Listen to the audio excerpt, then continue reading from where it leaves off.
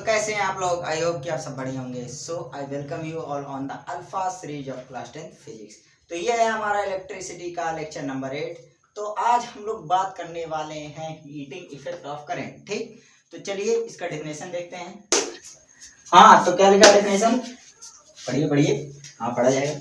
When an electric current is passed through a high resistance wire like nichrome wire, the resistance wire become very hot and producive।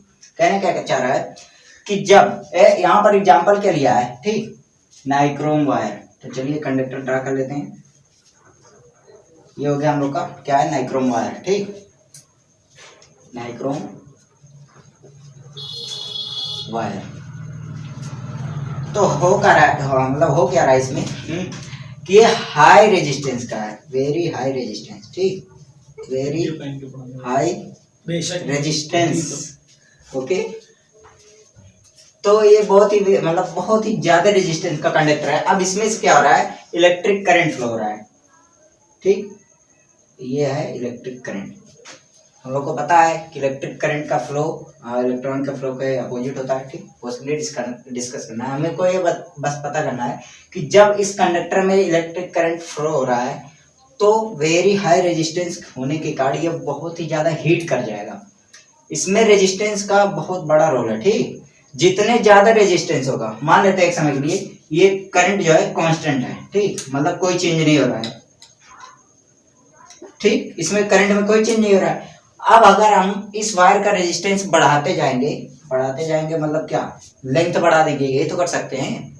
तो resistance को हम लोग बढ़ाते जाएंगे तो उसमें जो हीट प्रोड्यूस होगा, क्रॉस सेक्शन में बढ़ाना। ठीक, घटा सकते हो तो घटा देना, बढ़ाना मत, या फिर वैसे ही रहने। लेंथ बढ़ाएंगे तो रेजिस्टेंस बढ़ेगा, हम लोगों ने पढ़ा है, क्योंकि जो रेजिस्टेंस होता है वो डायरेक्टली प्रोपोर्शनल होता है लेंथ के। ठीक, और इनवर्सली प्रोपोर्शनल होता है क्रॉस सेक्शन एरिया। तो कोशिश करना क्रॉस सेक्शन एरिया को वैसे ही रहने देने का। तो जब हम लोग इसका रेजिस्टेंस बढ़ाएंगे तो क्या होगा, हम लोग का जो हीट होगा या जो हीट होगा वो बहुत ही ज्यादा मात्रा में रिलीज होगा। ठीक, क्यों होगा, क्योंकि हम लोग देखो करंट को यहाँ कांस्टेंट कर दिए हैं, करंट में कोई चेंज हो नहीं रहा। अब ये टोटली जो करंट हीट होगा वो डायरेक्टली प्रोपोर्शनल होगा यहाँ पर रेजिस्टेंस के। मैं आगे बताने वाला हूँ। ठीक, तो जितना ज्यादा रेजिस्टेंस बढ़ाओगे उतना ज्यादा ये हीट होगा। ठीक, ये बात आ गई समझ में। चलिए इसको बिठा देते हैं। अब इसका हम लोग फार्मूला ट्राई कर देते हैं कैसे आया।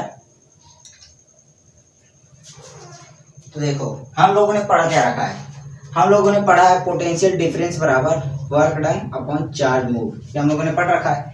यहाँ से हम लोग को मिल क्या जाएगा, यहाँ से हम लोग को मिल जाएगा वर्क डन बराबर potential difference into magnitude of charge. ठीक, ये मिला।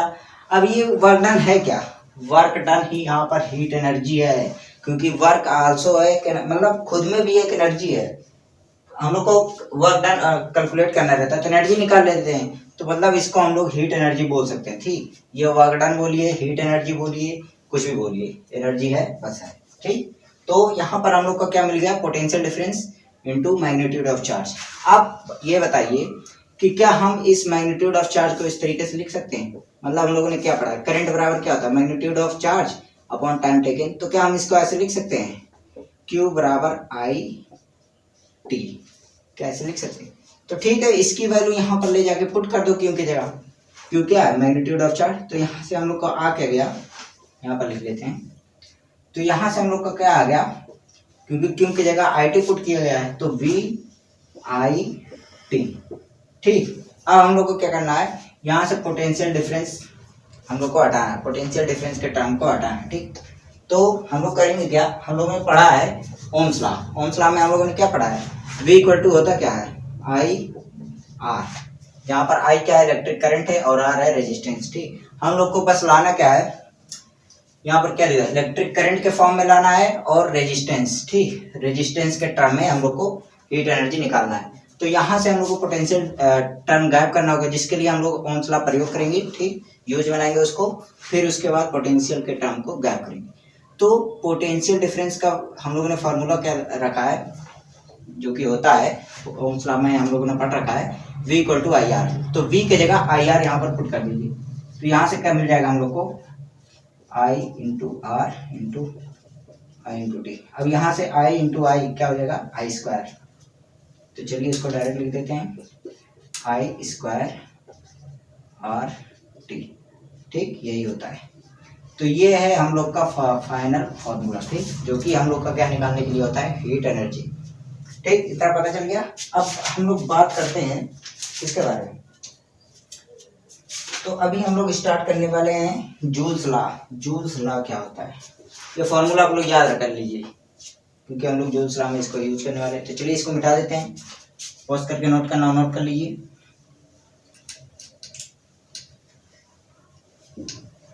तो चलिए अब हम लोग पढ़ते हैं जूल्स लॉ, ठीक। अब ये जूल्स लॉ क्या है, जूल्स लॉ, जूल्स लॉ में देखो वही फॉर्मूला था, यहाँ पर पहले फॉर्मूला लिख लेते हैं। W को मैंने एच लिख दिया, कोई दिक्कत नहीं है, क्योंकि वर्क डन ही हीट एनर्जी है वहाँ पर, ठीक। तो एच बराबर आई स्क्वायर आर टी, ठीक, ये हो गया।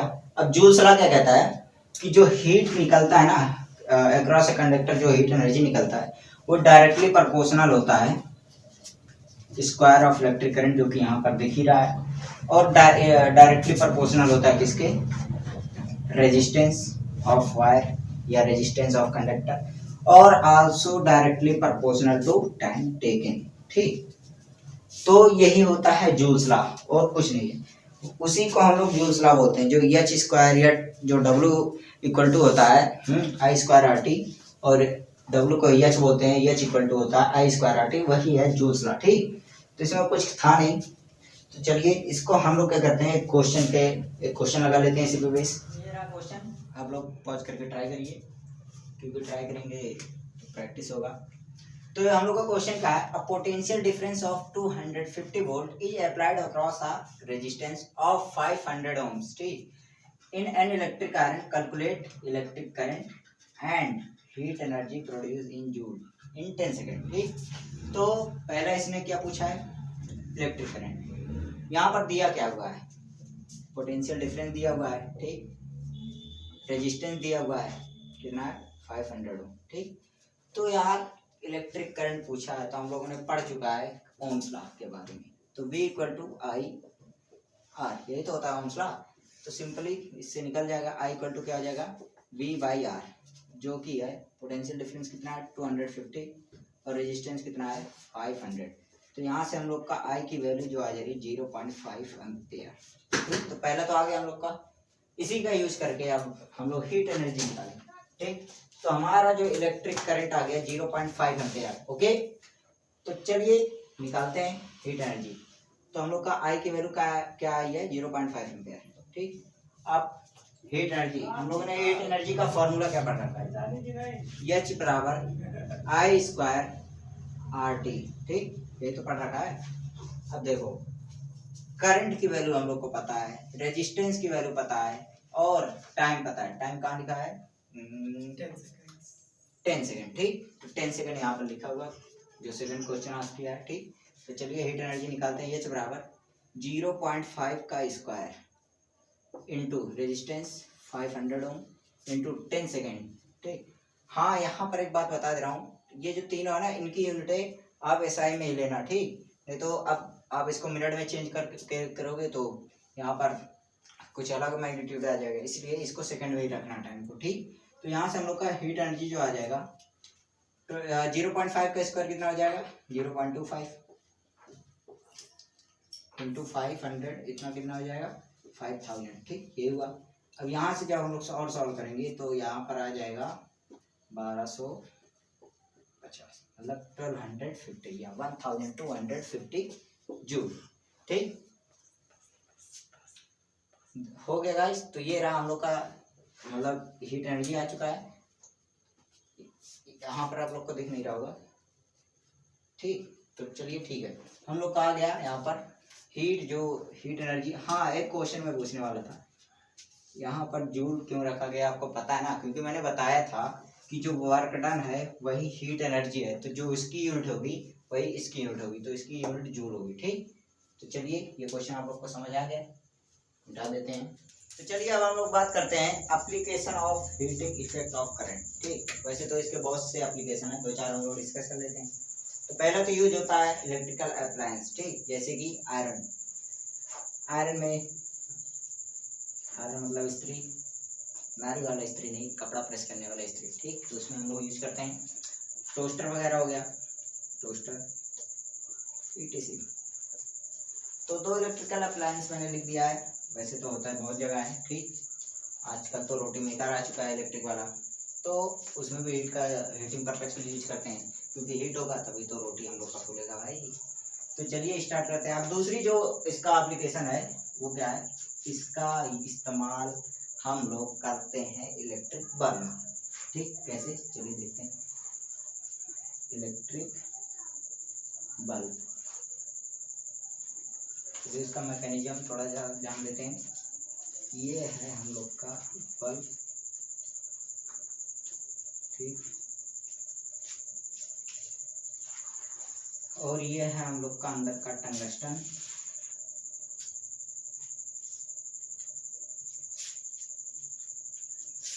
ठीक।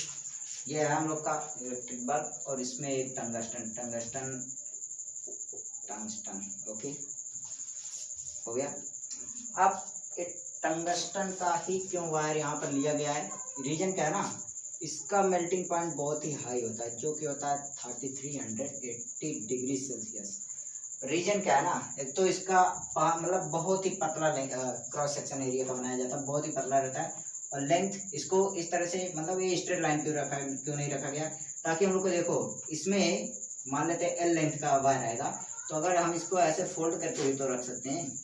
तो इसको जब हम लोग फोल्ड करेंगे तो इसके रिस्पेक्ट में यहाँ पर ज़्यादा लेंथ आएगा। मान लेते 2L डैश मान लो, where L dash is greater than L, ठीक। ये होता है, ये रीजन इसको मोड़ के रखा जाता है। तो देखो, और ये बहुत ही थिन होता है। रीजन क्या है, इसको एकदम मतलब पतला क्यों बनाया जाता है, क्योंकि हम लोगों ने पढ़ा है कि रेजिस्टेंस इनवर्सली प्रोपोर्शनल होता है क्रॉस सेक्शन एरिया के। तो इसलिए इसको इतना पतला बनाया जाता है जिससे हम लोग का ज़्यादा से ज़्यादा रेजिस्टेंस मिल सके, ठीक। और ज़्यादा लंबा क्यों बनाया जाता है, क्योंकि ज़्यादा से ज़्यादा रेजिस्टेंस मिल सके, क्योंकि भाई रेजिस्टेंस डायरेक्टली प्रोपोर्शनल होता है लेंथ के, ठीक। तो हम लोगों ने पढ़ा रखा है। तो देखो, अब ये क्वेश्चन उठता है, हम लोग को ज़्यादा रेजिस्टेंस चाहिए क्यों। तो देखो, पिछले अभी मैंने जस्ट बताया कि जो वो होता है अकॉर्डिंग टू जूल्स लॉ, होता क्या है, जो हम लोग का हीट एनर्जी होता है वो डायरेक्टली प्रोपोर्शनल होता है रेजिस्टेंस के, ठीक। ये हम लोगों ने अभी जस्ट पढ़ा है। तो इसलिए जितना ज़्यादा रेजिस्टेंस होगा उतने ज़्यादा हीट एनर्जी होगा, और उतने ही ज़्यादा हम लोग को लाइट एनर्जी मिलेगा। मतलब जितने ज़्यादा हीट उतने ज़्यादा लाइट एनर्जी, ठीक। तो भाई देखो, जितना ज़्यादा रेजिस्टेंस उतने ज़्यादा हीट एनर्जी, और उसकी वजह से ज़्यादा हम लोग को लाइट मिलेगा। तो बल्ब में यही मैकेनिज्म फॉलो होता है, ठीक। तो टंगस्टन भी यूज होता है, क्यों, क्योंकि इसकी मेल्टिंग पॉइंट ज़्यादा होती है। और बाकी ये सब मैंने बता दिया। अब बात आती है कि यहाँ पर जब ज़्यादा हीट हो जाएगा टंगस्टन, तो ऑक्सीजन के साथ इजीली रिएक्ट कर जाएगा। तो इजीली रिएक्ट करेगा तो आग लग सकती है, ठीक। क्योंकि ऑक्सीजन बहुत ही इम्पोर्टेंट गैस है क्या, मतलब आग पकड़ने के लिए। क्योंकि अगर जो ऑक्सीजन नहीं रहेगा तो कोई भी सब्सटेंस फायर कैच नहीं करेगा, ठीक। तो फायर कैच हो जाएगा इसमें। तो इसलिए हम लोग क्या करते हैं, इसमें आर्गन या फिर नाइट्रोजन का गैस फिल कर देते हैं इस बल्ब के अंदर। क्यों करते हैं, रीजन क्या है ना, ये जो है अनरिएक्टिव होते हैं, उतना रिएक्टिव नहीं होते हैं, ठीक। तो उससे क्या होता है, ये रिएक्ट नहीं कर पाता है हीट होने के बावजूद। बस आज के लिए इतना ही। ये चैप्टर हम लोग का होता है समाप्त। आप लोग अच्छे हैं और भी अच्छे होने की ज़रूरत है। आपका दिन मंगलमय हो।